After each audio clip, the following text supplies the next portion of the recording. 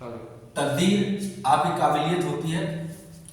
आपका एक बार फिर से स्वागत है इनसाइड क्लासेस बाय विशाल सर के यूट्यूब स्टडी चैनल पर। आज हम वेक्टर एनालिसिस का लेक्चर नंबर 2 डिस्कस करेंगे। कल जो इस पे आपको बताया गया था, आपको कल बताया गया था राशि के बारे में, सदिश राशि क्या होती है, अदिश राशि क्या होती है, वेक्टर क्वांटिटी, स्केलर क्वांटिटी, उसके बाद मल्टीप्लिकेशन बताया गया था। उसके बाद बताया गया था यूनिट वेक्टर का न्यूमेरिकल आपको हमें दिए थे, वो आप लगाए नहीं, कमेंट भी नहीं किए कि नहीं आया या आया कि आप एक इसमें हम आपको बताया कि i cap dot j cap dot k dot equal 1 होता है और i dot j dot k cap dot i cap equal 0 होता है। ये कल परिणाम आपने देखा। कल आप सब कहे थे कि आज न्यूमेरिकल का जो अगला टॉपिक होगा वो आपका होगा क्रॉस मल्टीप्लिकेशन। क्रॉस मल्टीप्लिकेशन पर देखते हैं, आज एक क्वेश्चन लेते हैं। क्रॉस मल्टीप्लिकेशन में वेक्टर ए दिया हुआ है, वेक्टर ए सपोज दैट दिया हुआ है 2i cap plus j cap plus 3k cap. Vector B दिया हुआ है i cap plus 3j cap minus 2k cap. उसके बाद हमको ये बताना है कि a क्रॉस b हम निकालेंगे कैसे। तो एक मेथड का यूज करते हैं, इसको डिटरमिनेंट बोलते हैं, मतलब साड़ी के लिए क्या करते हैं, फर्स्टली हम लिखते हैं i कैप j कैप और k कैप, फिर i का इसमें जो आपका प्रोडक्ट है गुणांक है 2 है, यहाँ 2 लिखा, फिर j का 1 है 1 लिखा, फिर k का 3 है तो 3 लिखा, फिर यहाँ p में 1 3 माइनस 2 1 3 माइनस 2। अब क्या करते हैं, जिसमें i होता है उसके एक साथ लेते हैं, जिसमें ये होता है आपका रो मतलब पंक्ति, ये होता है स्तंभ काला। तो right to left, left to right कहते हैं तो इसको हम क्या कहते हैं, पंक्ति कहते हैं, रो कहते हैं। और bottom to top, top to bottom जाते हैं, इसको हम क्या कहते हैं, कॉलम कहते हैं, स्तंभ कहते हैं। फिर इसके बाद हम मल्टीप्लाई करते हैं, जब i को लेते हैं ना, फिर i 1 होता है, i जिस पंक्ति और जिस स्तंभ में होता है इसको छोड़ देते हैं, अर्थात इसको जब छोड़ देंगे और इसको छोड़ देंगे तो इसका मल्टीप्लाई करेंगे। 1 का मल्टीप्लाई -2 में -3 का मल्टीप्लाई 3, ये हो गया। फिर इसके बाद माइनस लगा देंगे कि एक फार्मूला होता है plus minus plus minus plus minus plus minus plus, इसी पर ये बेस्ड है। माइनस जे का है, फिर जे जिसमें होगा जिस पंक्ति जिस स्तंभ इसको छोड़ोगे, ये छोड़ देंगे, ये छोड़ देंगे, अर्थात ये छोड़ेंगे और ये छोड़ेंगे। 2 का मल्टीप्लाई -2 में 2 * -2, 3 का मल्टीप्लाई 1 में -3 * 1 करते हैं। फिर क्या होगा, k में 2 * 3, ये हो जाएगा 2 * 3 -1 * 1। फिर उसके बाद ये हो गया -2 और -9 -j, फिर -4 -3 और k 6 -1। अब ये हो गया -2 -9 11 i कैप माइनस प्लस हो जाएगा 13 j cap plus 5 k cap. ये हो गया आपका एक खूबसूरत सा क्वेश्चन। अब इसमें कोई डाउट्स किसी को हो वो कमेंट करके जरूर बताएं। आगे देखते हैं, फिर से एक न्यूमेरिकल लेते हैं, इसी बेस्ड पर एक न्यूमेरिकल, इसी में चारों चीजें हम आपको सॉल्व करवाते हैं। एक दूसरा क्वेश्चन लेते हैं। अगर मान लीजिए उस क्वेश्चन में आपसे ये कहता है कि, उससे पहले एक मोटिवेशन देख लीजिए आप लोग। संघर्षों की आंधी में हम अपना दिया जलाएंगे, संघर्षों की आंधी में हम अपना दिया जलाएंगे, तूफानों की क्या मजाल जो जलते दिन बुझाएंगे। अर्थात चुनौतियों से कुछ डरना नहीं है। चुनौतियां आती है इसलिए है, चुनौतियां हमेशा उसी के पक्ष में होती है, संघर्ष उसी को ज्यादा मिलता है जो अच्छा किरदार निभाने वाला होता है। मूवियों में अच्छा रोल, उसकी विपत्ति उसी के ऊपर आती है जो अच्छा उसका जवाब, उसका सामना करना जान सकता है। इसीलिए संघर्ष और चुनौती से आपको घबराना नहीं है, अपने मार्ग पर हमेशा अग्रसर होना है, आगे बढ़ना है और ध्यान रखना है कि हमको उस कामयाबी पर पहुंचना है, हमें जीवन में कामयाब बनना है। तो आगे देखते हैं एक क्वेश्चन हम, वेक्टर a बराबर मान लीजिए -2i कैप -4 k कैप, ये दे रखा है। वेक्टर b बराबर दे रखा है 2i cap -2j cap -3 k cap. आपसे पहला क्वेश्चन ये कह रहा है कि आप निकालिए vector a dot vector b। दूसरा क्वेश्चन आपसे कह रहा है vector a cross vector b निकालिए। तीसरा क्वेश्चन आपसे कह रहा है कि यूनिट वेक्टर निकालिए ए का। चौथा क्वेश्चन आपसे कह रहा है यूनिट वेक्टर ऑफ बी निकालिए। ये 4 क्वेश्चन आप कर लेंगे, ये टॉपिक से रिलेटेड जो क्वेश्चंस होंगे वो सॉल्व हो जाएंगे। सॉल्यूशन में हम देखते हैं, सबसे पहले निकाल लेते हैं vector A dot vector B. तो कल हम आपको ये बताए भी थे, आज भी देख लीजिए, -2i कैप -4k कैप। यहाँ जे नहीं है, ध्यान दीजिएगा, जल्दबाजी में मिस्टेक्स होते हैं इसमें। -2j कैप -3k कैप, ये वैल्यूज है हमारी। अब क्या करेंगे हम इसका मल्टीप्लाई करेंगे, 2 2 जा 4 हो जाएगा, i cap dot i cap हो जाएगा। फिर 2 का मल्टीप्लाई j में करोगे 0 होगा, i का मल्टीप्लाई k में करेंगे i डॉट k 0 होता है, -4 का मल्टीप्लाई 4k का मल्टीप्लाई 2i में करेंगे 8 4 2 जा 8 तो जरूर होगा, लेकिन k का मल्टीप्लाई जब i में करोगे क्या हो जाएगा, लड्डू मिल जाएगा, अर्थात 0 हो जाएगा। फिर k का मल्टीप्लाई हम j में करेंगे 0, k का मल्टीप्लाई k में करेंगे तो वैल्यूज हमारी क्या मिलने वाली है, 1 मिलने वाली है। तो माइनस और ये माइनस माइनस माइनस हो जाएगा प्लस, और 4 3 जा 12 k cap dot k cap. अब यहां से -4 into 1 plus 12 into 1, -4 plus 12 equal कितना हो गया, 8 आ जाएगा। तो इसकी वैल्यू कितनी आ गई, 8 आ गई। तो हमारा एक क्वेश्चन ये सॉल्व हो गया, फर्स्ट वाला कि हमने एक ए डॉट बी निकाल लिया। सेकंड वाले क्वेश्चन में देखते हैं, सेकंड वाला होता है हमारा vector A cross vector B. इसमें हम लिखते हैं i cap j cap k cap. इसमें i की वैल्यू है -2, j की वैल्यू 0, k की वैल्यू है कितना, -4। और इसमें देखते हैं 2 है, -2 है और -3 है। अब फिर से वही प्रोसेस करेंगे कि i यहाँ है, i से इसको छोड़ देंगे तो 0, यहाँ लिख देंगे 0, -4, -2, -3, फिर -j कर दें तो j जिस पंक्ति से स्तंभ इसको छोड़ दो, इसको छोड़ देंगे तो बचेगा 2, -4, 2, -3 प्लस k कैप में आएगा हमारा -2, 0, 2, -2। अब इसका हमको करना है मल्टीप्लिकेशन। चलो इधर देख लेते हैं, i कैप इसका मल्टीप्लाई करोगे तो 0, माइनस इसका मल्टीप्लाई माइनस माइनस प्लस हो जाएगा, 4 2 कितना जाएगा, 8 आ जाएगा, माइनस j कैप। उसके बाद इसका मल्टीप्लाई करोगे तो आएगा -6 माइनस ये आ जाएगा -8, तो -8 प्लस k कैप 2 2 जा 4 प्लस में और -0, देन यहां -8 i कैप आ गया, ये माइनस से माइनस प्लस हो जाएगा, तो यहां से माइनस है तो plus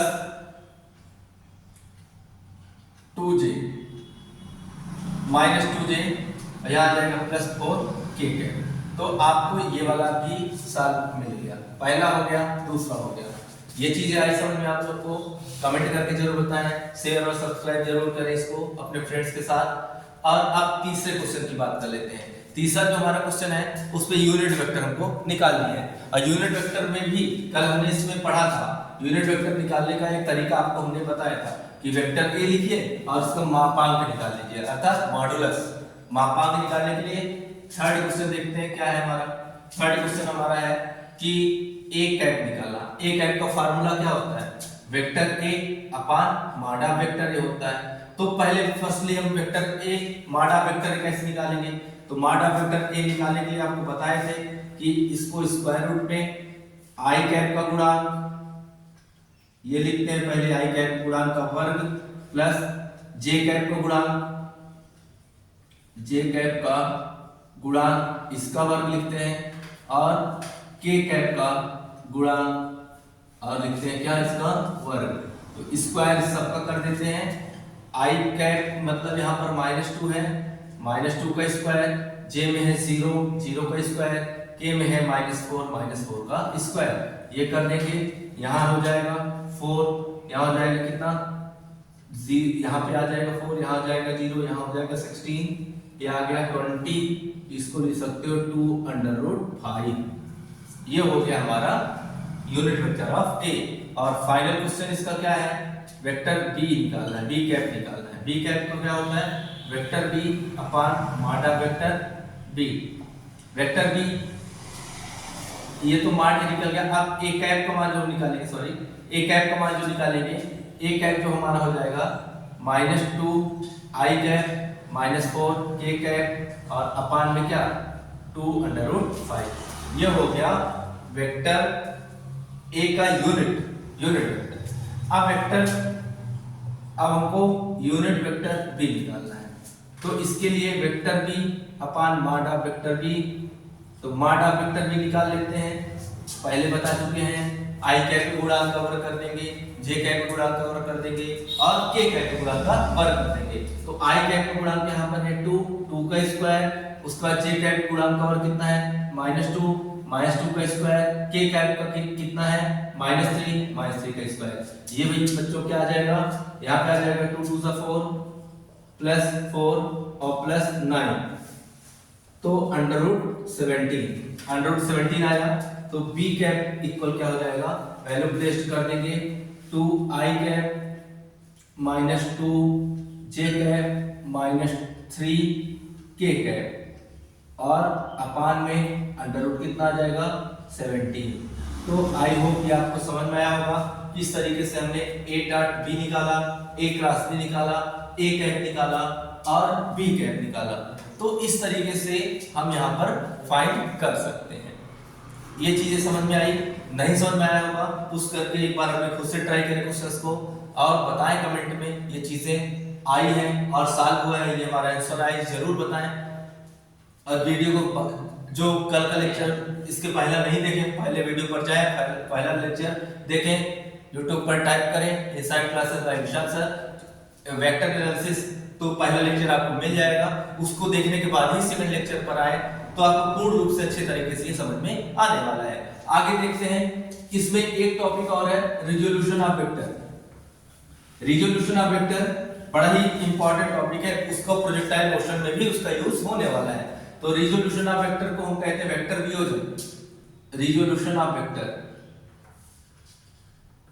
resolution of vector, vector वियोजन।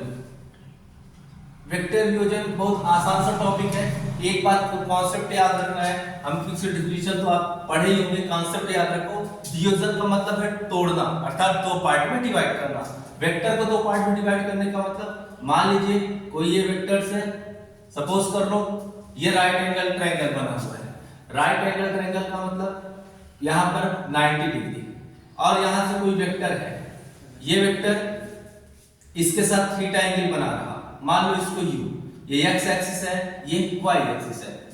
तो जहां से थीटा क्रिएट होता है इसको x डायरेक्शन ux बराबर हो जाएगा u cos थीटा।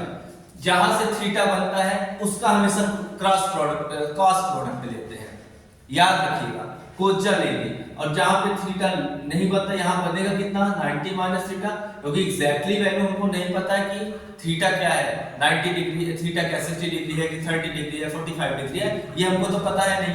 तो इस वजह से क्या करेंगे 90 माइनस थीटा, और ये वर्टिकल डायरेक्शन इसका कंपोनेंट क्या हो जाएगा ui इक्वल हो जाएगा u cos, क्योंकि एंगल हमारा 90 माइनस थीटा है तो vertical component ui equal u sin theta हो जाएगा। लेकिन ये बात रट्टा नहीं लगानी है, ये बात रट्टा इसलिए नहीं लगानी है, ये गलतियां भी हो सकती है कि दो कंपोनेंट है वर्टिकल और हॉरिजॉन्टल कंपोनेंट, ऊर्ध्वाधर और क्षैतिज घटकों में जब इसको डिवाइड करते हैं, अगर एग्जाम में आपको ये दे दिया कि थीटा एंगल यहां क्रिएट हो रहा था, मामला गड़बड़ हो जाएगा। रट्टाफिकेशन से very bad habit for any types of students. रट्टाफिकेशन मत लगाइए, बातों को समझिए, ध्यान से समझिए, और ये चीजें आपको समझ में आने वाली है, आएगा भी समझ में। जब केवल एक कॉन्सेप्ट याद रखना है, जहां से कोण थीटा बनेगा, जहां से थीटा का फॉर्मेशन हो, थीटा का क्रिएशन हो, थीटा जहां पे लगा हो, उसका हमेशा क्या लेते हैं कॉस प्रोडक्ट ले लेते हैं। इसका ये वर्टिकल कंपोनेंट और इसका ये हॉरिजॉन्टल कंपोनेंट, इसका वर्टिकल कंपोनेंट ui इक्वल आएगा क्या आएगा भैया u cos theta. cos product इस वजह से ही लेते हैं जहां से कोण थीटा बनता है उसका cos प्रोडक्ट लेते हैं। यहां पे क्या आ जाएगा ux equal u cos, angle कितना बच रहा 90 माइनस थीटा बच रहा, क्योंकि वहां पे ना ये डिसाइडिंग फैक्टर तो है नहीं कि थीटा है क्या, थीटा भी तो हमको यहाँ पर दिया तो गया नहीं है, थीटा की वैल्यू कुछ भी हो सकती है। ऐसे यहाँ पर जो एंगल बचा हुआ है वो एंगल हम लिख देते हैं u cos 90 माइनस थीटा, ये हो जाएगा क्या u sin theta. I hope ये पढ़े होंगे आप लोग उसमें टेक्नोमेट्री में पढ़े होंगे कि cos 90 माइनस थीटा बराबर क्या होता है sin थीटा क्या होता है। तो अब हम ये दो कंपोनेंट हमको मिल गए, एक हॉरिजॉन्टल कंपोनेंट मिल गया और एक वर्टिकल कंपोनेंट मिल गया, तो ये चीजें क्लियर हो गई। तो इतना आपको वेक्टर में करना था, वेक्टर में करके आइए इतना, और इसको बार बार रिपीट करके पढ़े। वेक्टर डिवीजन का एक कॉन्सेप्ट है, याद रखना, केवल जहां से थीटा कोण का क्रिएशन होगा, फॉर्मेशन होगा, प्रोडक्शन होगा, जहां वो बनेगा वहां हम कॉस प्रोडक्ट मात्र लेंगे। उसके बाद आसानी के साथ आपको जो अलग एंगल बचेगा ना उसको हम क्या करेंगे, कॉस का जो एंगल बचा रहेगा उसके साथ हम निकालेंगे। जैसे कि यहाँ पर हमने क्या किया 90 माइनस थीटा किया, तो cos 90 माइनस थीटा बराबर क्या आ गया आपका sin थीटा आ गया। तो ये चीज समझ में आई आपको कल बताया गया था, उसको जाके रिपीट करें, वो पहले लेक्चर पढ़ के आए, दूसरे पर आए, फिर आसानी से चीजें आपको बहुत ज्यादा समझ में आएगी, अच्छे से समझ में आएगी। और चीजें एक बात याद रखना, न्यूमेरिकल लगाना मत भूलना। जिस न्यूमेरिकल आपको दिया गया है उस पर प्रैक्टिस कीजिए अपने मन से, दो चार उदाहरण अपने मन से लीजिए और कमेंट करके बताइए कि ये क्वेश्चन आया सर कि हमको नहीं आया है, फिर से इसको बताया जाए तो उसको आपका शाल उसको जरूर करेंगे। ये चीजें फिर से एक बार हम कह रहे हैं, बार बार जाके लगाइए क्वेश्चन को, मेहनत कीजिए। आपके माँ बाप के फिक्र को आपको फक्र में बदलना है, वो दिन ले आइए। बाकी all the best, thank you.